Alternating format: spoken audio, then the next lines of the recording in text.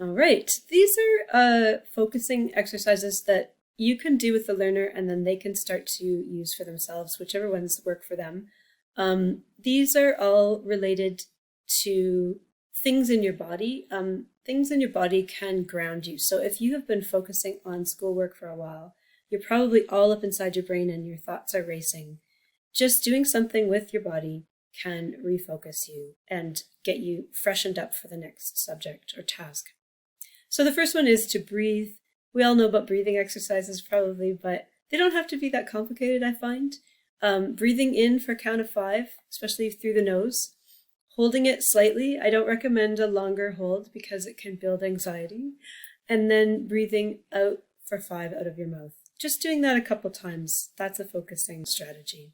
Meditating is very similar in that you're just focusing on your breathing. It doesn't, again, have to be more complicated than that. There definitely are apps, and that's the point at the bottom of the slide there.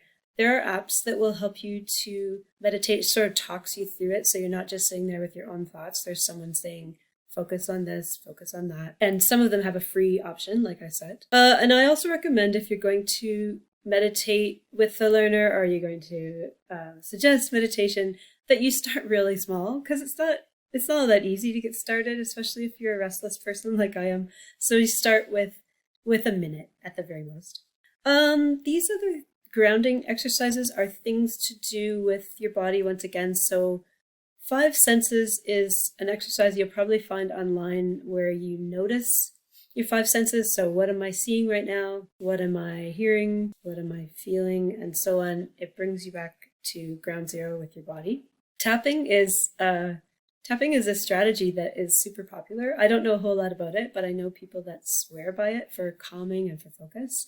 You can look it up online, and there are apps that also help you learn how to do it. But basically, it's just there are certain points on your body that if you tap them, they are meant to calm you.